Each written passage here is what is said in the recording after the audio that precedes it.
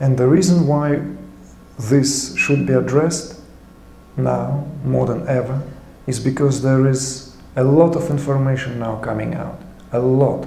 There's a lot of information available already in form of books, on the internet. At the same time, those who have been touched by this divine power, those who have been basically awakened, those who have popped out, even in the midst of the least expected circumstances, are often lost in that process and to the very glory of that process, because this process is not straightforward.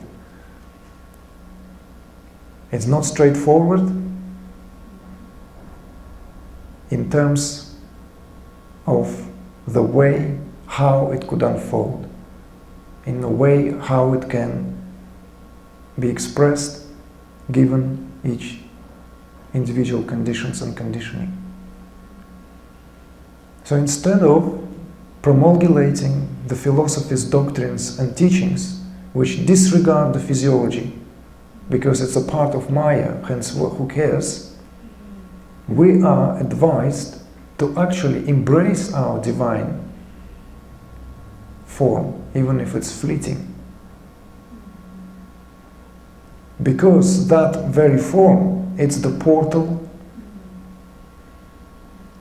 it's the very gate through which we will enter.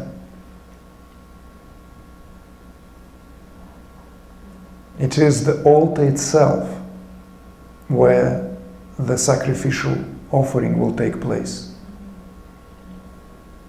And ultimately speaking, it's the sacrifice itself. Good title for a book. The gate, the altar, and the sacrifice. So that's how it is being viewed. This is how the human body is being viewed. From Tantric perspective, this human body is not Maya. This human body is not a nonsense or nuisance or accident or in the head or a dream or something that is meant to be ignored or something that meant to be completely disregarded. On the contrary, this jiva is Shiva. That's one of the tenets of Kashmir Shaivism. This is one of the tenets of Tantra.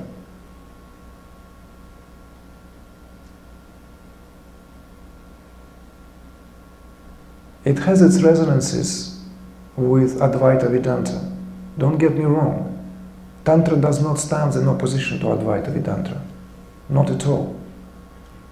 In fact, ultimately speaking, these are sister sciences.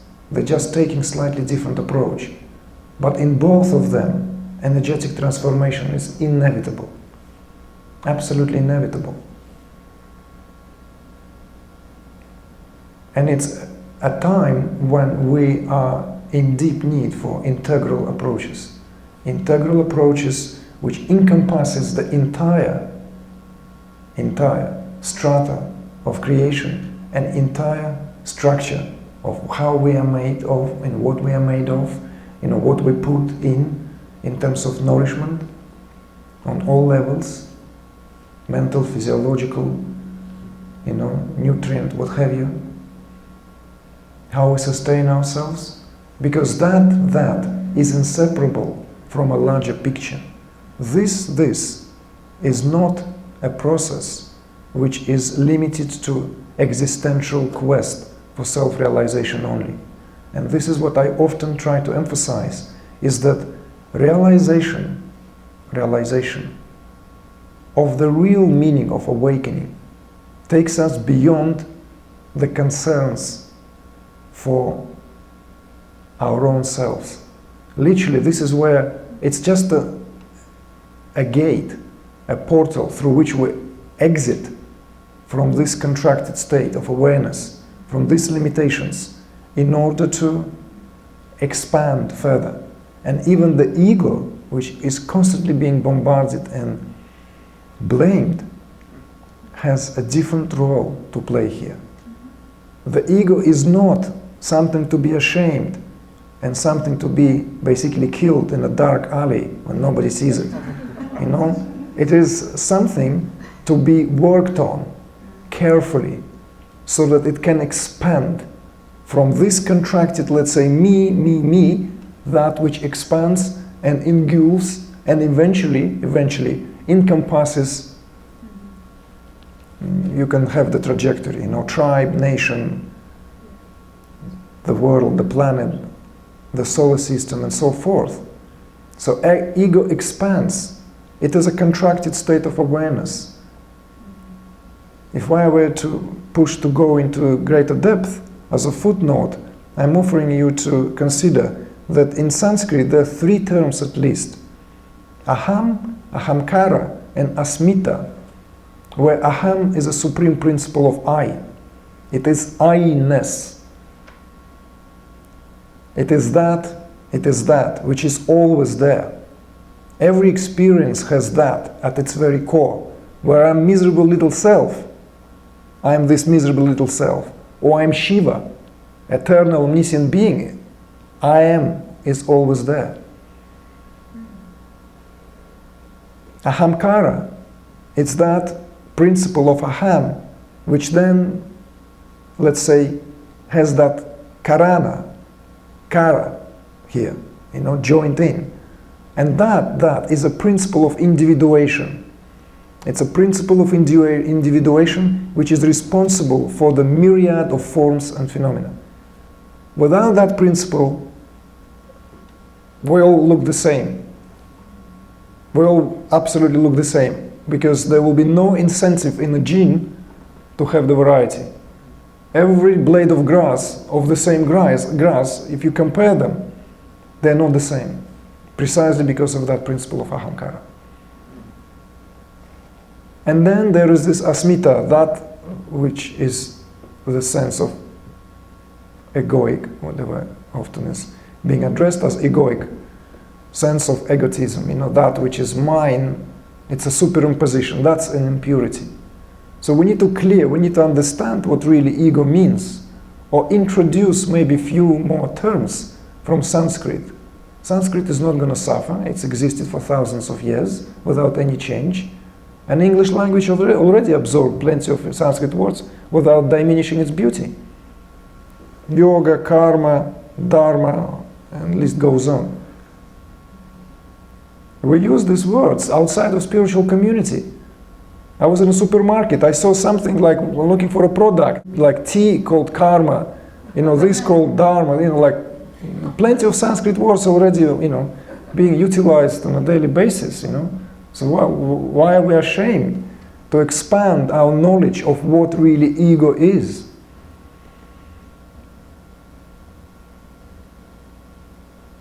This confusion creates a lot of psychological tension in the sincere seeker of truth. Ever since I remember when I was much younger, in the yogic ashram, any discussion, oh, you're full of ego, or you're coming from your ego. And it's like, ego is being constantly blamed, ego is being constantly put, you know, like, against the wall. And I was like, already I was 30 at the time, and I was questioning it, so what's going on, why? Let's see, let's find out.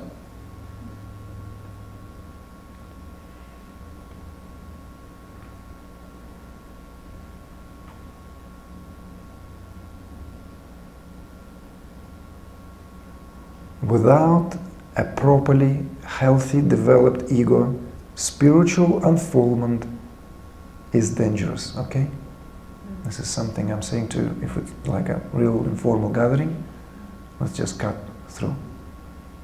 And I'm a new kid on the block, you know, but I've been working with people quietly for the last 10 to 12 years, and I can tell you that there are a lot of people out there who are lost to severe cases of depersonalization precisely because they were advised or even pushed, sometimes encouraged by so-called teachers that's this whole game is about.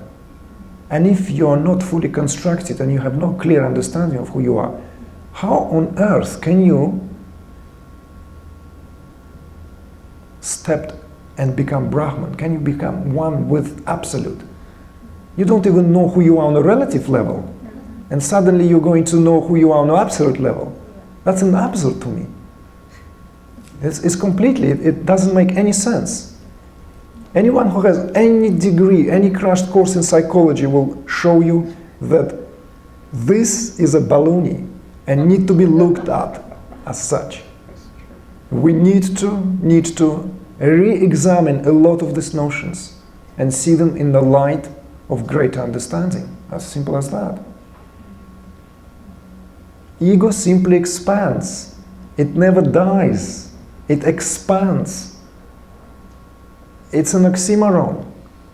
I don't care what Eckhart Tolle said. He maybe said it for poetic reasons. But it somehow took a hold now, took a rooting. And people watering it, and the huge tree grew there now.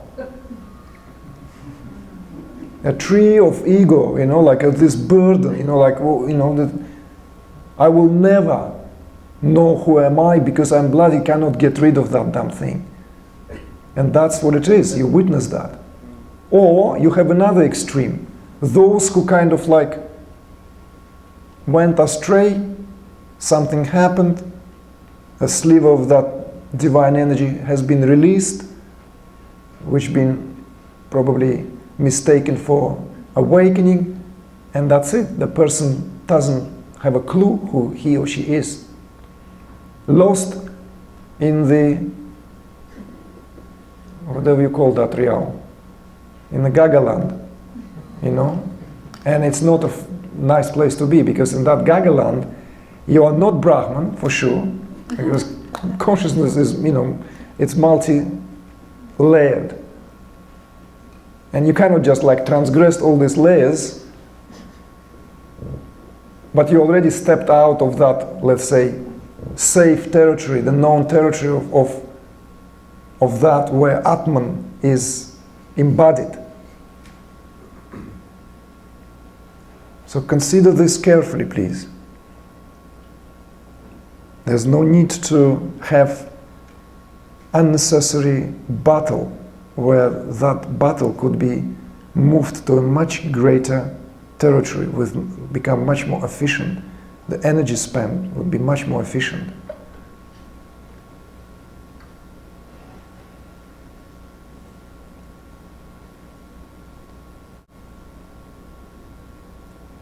There is another news which I spoke a little bit about last night at the San Rafael, at the gathering, that nobody enjoys self-realization. Nobody can enjoy enlightenment, because there's no one to enjoy enlightenment.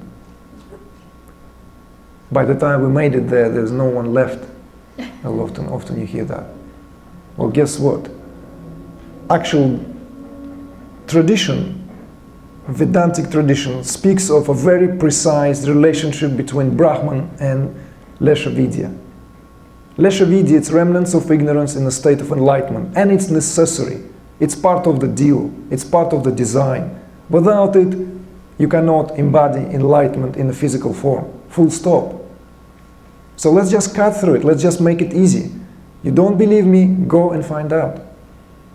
Go and find out for yourself, both experientially and from the validity of the scriptural knowledge, which is available.